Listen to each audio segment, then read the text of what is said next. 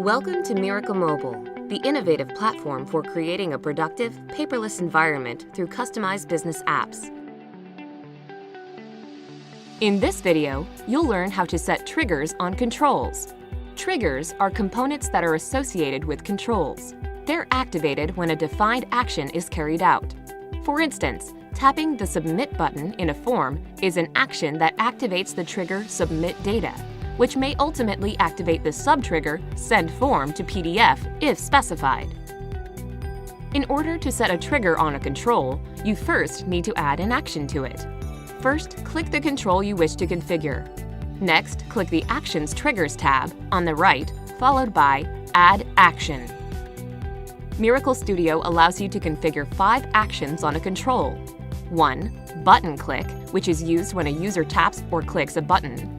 2. List cell click, which is used when a user selects an item in the List View control. 3. Page load, which is configured if you want the page to load. 4. Picker select, which is configured when a user taps or clicks the picker control. 5. Notification click, which is configured for when a user taps or clicks on a notification.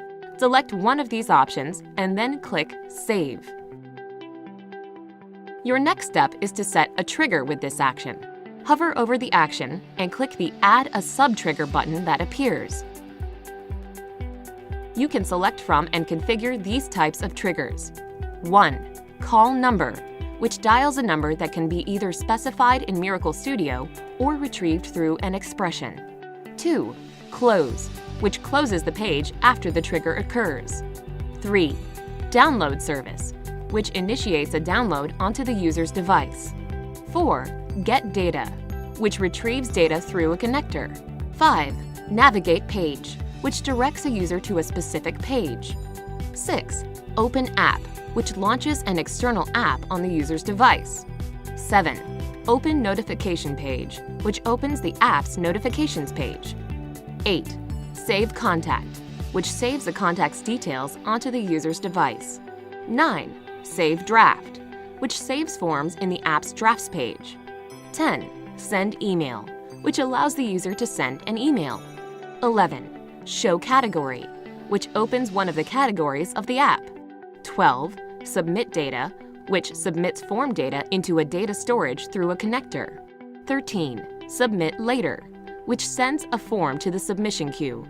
14. Submit login, which authenticates the user's login credentials to log them in. 15. Text number, which sends a text message to a specific number. And 16. Upload service, which uploads elements of the form. Once you select a trigger, type a name to easily identify it.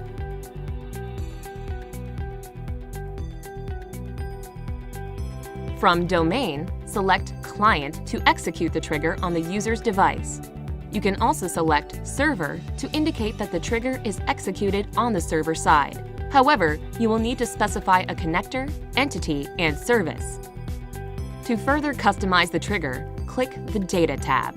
The content of this tab differs based on the type of trigger you select.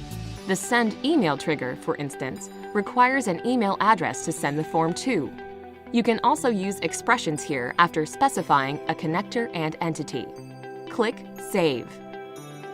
In addition to triggers, you can include sub-triggers. Though their functionality is similar to triggers, their options are different. Hover over the trigger you just created and then click Add a Sub-Trigger.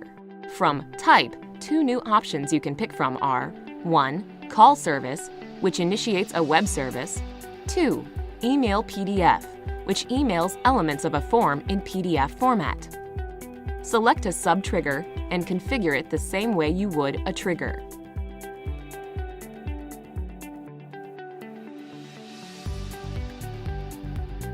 You're now one step closer to enjoying higher efficiency and productivity with your enterprise app.